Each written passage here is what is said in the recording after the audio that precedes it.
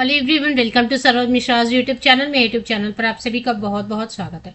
सर्व शिक्षा अभियान के अंतर्गत रन किए जाते हैं कस्तूरबा गांधी आवासीय विद्यालय। तो सर्व शिक्षा अभियान कहने का मतलब है कि पूरी तरीके से जो है गवर्नमेंट स्कूल है, सरकारी स्कूल है। और इसमें सबसे अच्छी चीज होती है कि जो सिलेक्शन होती है, सिलेक्शन के लिए आपको एग्जाम का भी टेंशन नहीं लेना है। नो एग्जाम, नो इंटरव्यू, कोई एग्जाम नहीं होने वाली, कोई परीक्षा नहीं देनी है आपको यहाँ पर, और ना ही कोई इंटरव्यू देना है।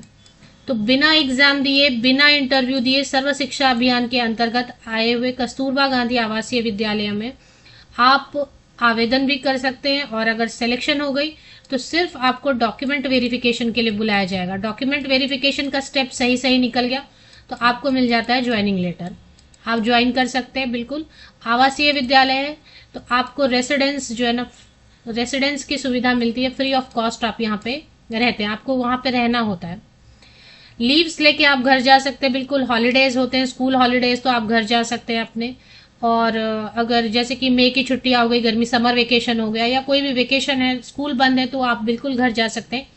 आपको कुछ अर्जेंट काम है और आपको छुट्टी लेके घर जाना है तो वो भी अलाउड है, आप अपनी छुट्टियां लेके भी घर जा सकते हैं। तो ऐसा कुछ प्रॉब्लम नहीं है। बहुत सारे कैंडिडेट बहुत सारे सालों से काम कर रहे हैं यहाँ पर।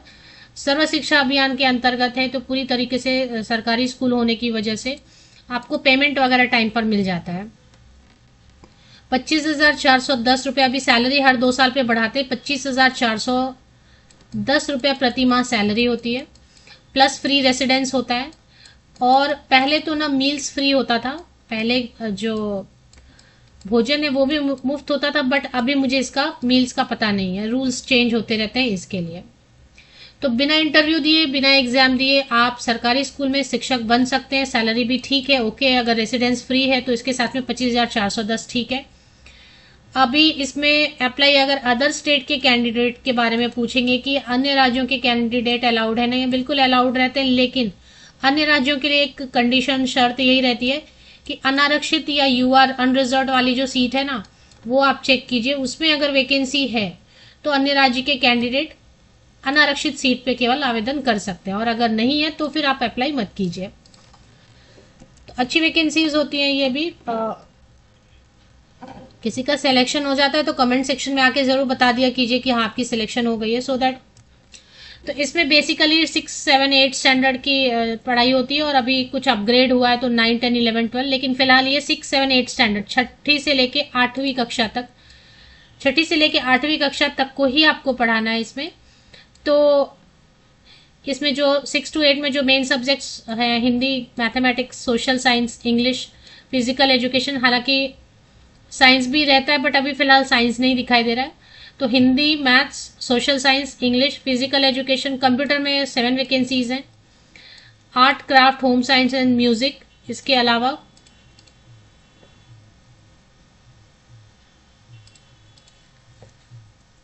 अलावा असिस्टेंट कुक, चपरासी, चौकीदार।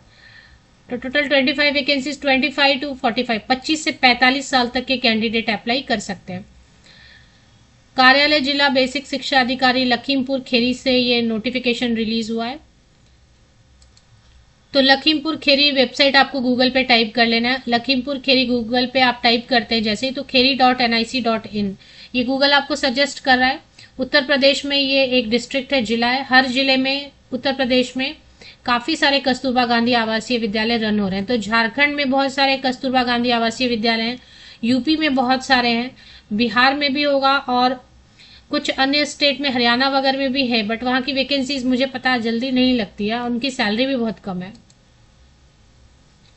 तो लखीमपुर खेरी के ऑफिशियल वेबसाइट पे चले आते हैं। इसमें थोड़ा नीचे स्क्रॉल डाउन कर लेते हैं, स्क्रॉल डाउन करते जाते हैं। यहाँ पे अपडेट में तो कुछ दिखाई नहीं दे रहा है। यहाँ पे इसके अपडेट के साइड में आप देखेंगे एक सेक्शन बना हुआ है, रिक्रूटमेंट नोटिस, इस पे एक बार चेक करते हैं।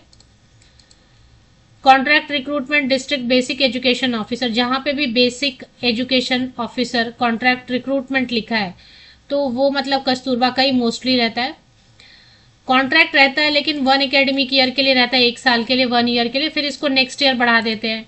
फिर अगर आप काम करना चाहते हैं, आपको अच्छा लग रहा है तो 3rd ईयर भी बढ़ाते हैं। तो ये कॉन्ट्रैक्ट जो है ना रीन्यू होते रहता है, इसमें कोई प्रॉब्लम नहीं होती है, रीन्यू होते रहता है, पे स्केल वगैरह नहीं देने हो इसलिए परमानेंट नहीं करते हैं, परमानेंट नहीं करते, लेकिन जॉब सिक्योरिटी रहती है, जॉब से आपको निकालेंगे नहीं। सिर्फ और सिर्फ फीमेल कैंडिडेट ही आवेदन कर सकती हैं इसमें, चाहे टीचिंग पोस्ट हो चाहे नॉन टीचिंग, सिर्फ और सिर्फ महिलाएं आवेदन करेंगी।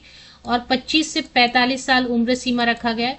25 साल से कम है ना तो अप्लाई नहीं कर पाएंगे, क्योंकि थोड़ा आवासीय विद्यालय, बच्चे रिमोट एरिया से आते हैं जो कि सोशियो इकोनॉमिकली इतना डेवलप्ड एरिया नहीं है, अनडेवलप्ड एरिया है, उससे बच्चे आते हैं, तो काफ़ी उनको जो है ना हैंडल कर संभाल, मतलब बच्चों को बहुत केयर करना पड़ता है एक्चुअली।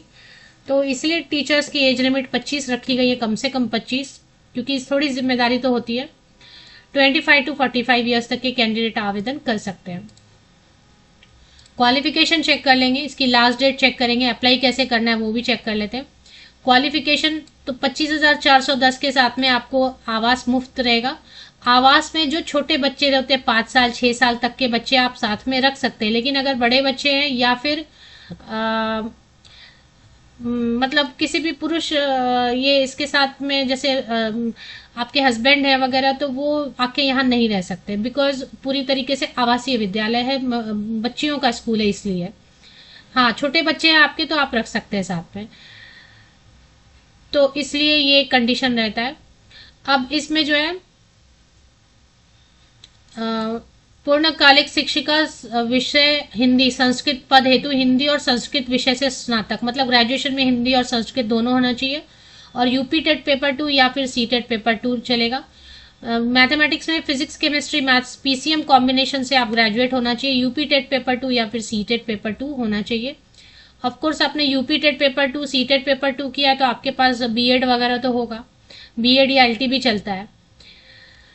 सोशल साइंस के लिए हिस्ट्री, ज्योग्राफी एंड नागरिक शास्त्र में से किसी एक विषय, कोई भी एक सब्जेक्ट पढ़ा है ना, यहाँ पे सब्जेक्ट का ऐसे कॉम्बिनेशन जरूरी नहीं है, कोई भी एक सब्जेक्ट आपने ग्रेजुएशन में ज्योग्राफी, हिस्ट्री या फिर नागरिक शास्त्र, इसमें से कोई भी एक सब्जेक्ट आपने पढ़ा है ग्रेजुएशन में, यूपी टेट पेपर 2 या फिर सी टेट पेपर 2 और बीएड या एलटी है आपके पास तो आप अप्लाई कर सकते हैं। इंग्लिश के लिए तो इंग्लिश से ग्रेजुएशन होना चाहिए, बीएड या फिर LT, and UP TET paper 2 या फिर सी टेट पेपर 2।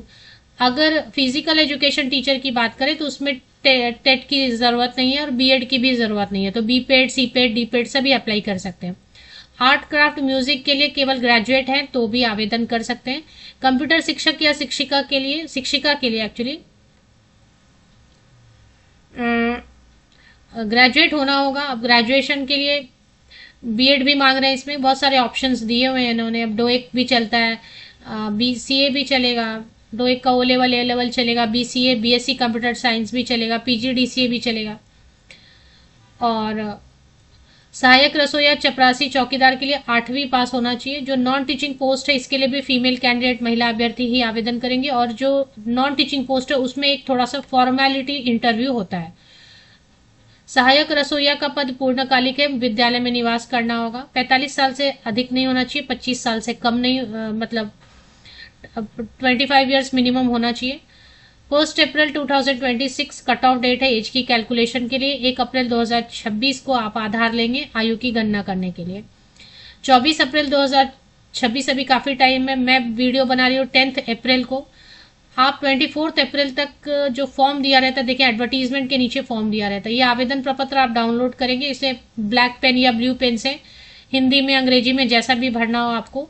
यहाँ पे एक पासपोर्ट साइज फोटोग्राफ आप लगाएंगे, ये फॉर्म पूरा भरेंगे। अभी आपने क्लास 8 लिखा है तो क्लास 8 का नहीं है प्रूफ तो क्लास 10 का आप दे दीजिए।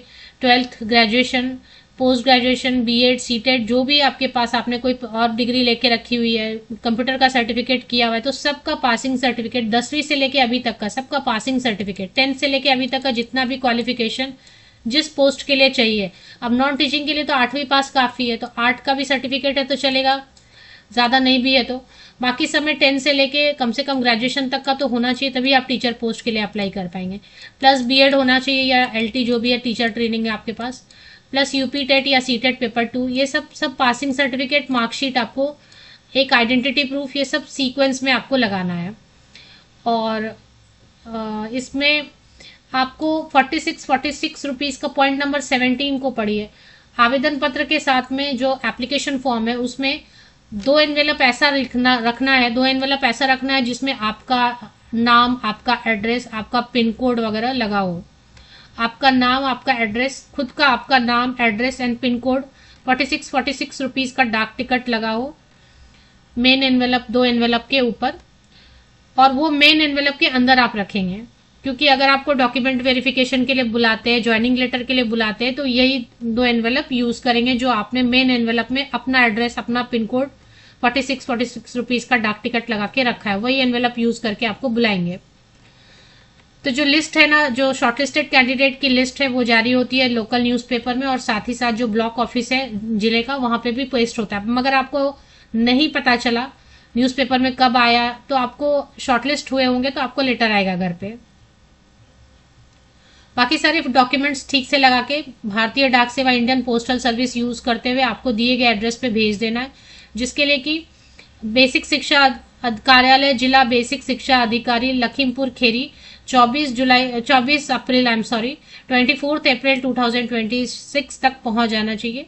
और इसके लिए आप registered post, government post office, भारतीय डाक सेवा रजिस्टर्ड पोस्ट या स्पीड पोस्ट यूज कर लीजिए। पिन कोड अगर कहीं मिल जाता है तो और अच्छा है।